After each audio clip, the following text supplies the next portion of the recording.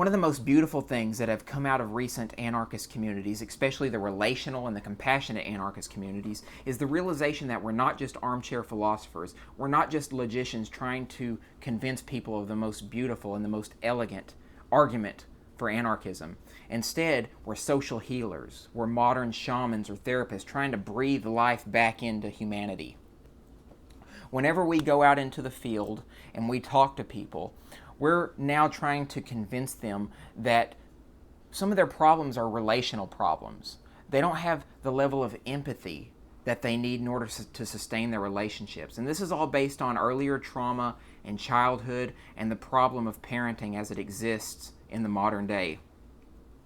But how does this necessarily relate to government and the anarchist idea that we don't need rulers? Here's the deal. The organizational politics of government, various corporations, and other institutions in society are completely detached from humanity. There's the emotional connection that individuals have working in these areas are completely devoid of life. They're completely devoid of attunement with other people.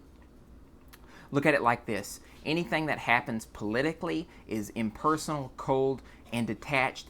As I've said before, it's an administrative detail, and it doesn't resonate on a wavelength with the deep emotions that are involved in human connections and attachments. So all of the trauma that people have experienced in childhood, all of the trouble that they've had to deal with, all of the abuse, all that has translated into government action, right? There's no empathy involved in those interactions at all. It's no wonder that politicians are able to kill other people with relative ease, because they don't have any connection with those other people.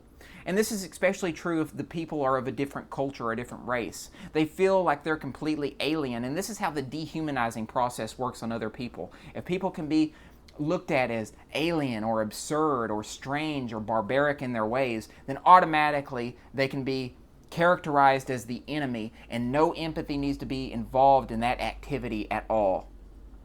For this to change, humanity has to see on an individual and relational basis that relationship issues are the primary problem. They are the main issue with society at large. Humans have to be able to understand that we are creatures with an innate desire to bond with other humans and an innate desire to make loving connections. Whenever this loving connection is deconditioned out of people at a young age and throughout the rest of their lives in the form of a vicious cycle in other relationships, it actually destroys people's ability to empathize. What manufactures sociopaths.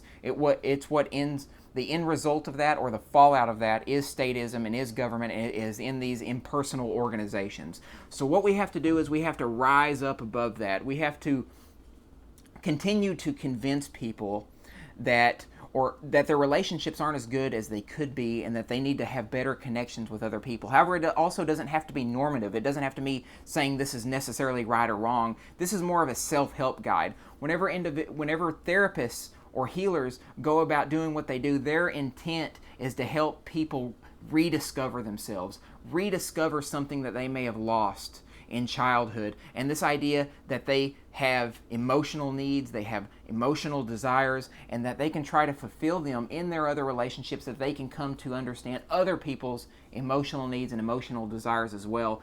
So this is the therapeutic aspect of relational anarchism, and what anarchists are trying to do today, at least some of us are trying to do today, in terms of helping heal society and bring society over into a more anarcho-communitarian perspective. And that's not to say that it's communistic in nature. That's just to say that people are more closely aligned with each other in terms of their emotions. They're more closely connected, and they're interwoven on this emotional wavelength. It's a really beautiful thing, and I'm really glad that this idea has cropped up and that we can start promoting this idea on a grand scale and start tipping the scales in terms of the anarchist ability to not only communicate the ideas, but to get other people involved in the philosophy. My name is Sterling. I am part of the compassionate and relational anarchist communities, and I am also the psychologic anarchist. If you think that I provided value today and that these ideas have any merit, please like, subscribe, and share. You can subscribe right below in the box, and if you have any thoughts on the matter, please leave a comment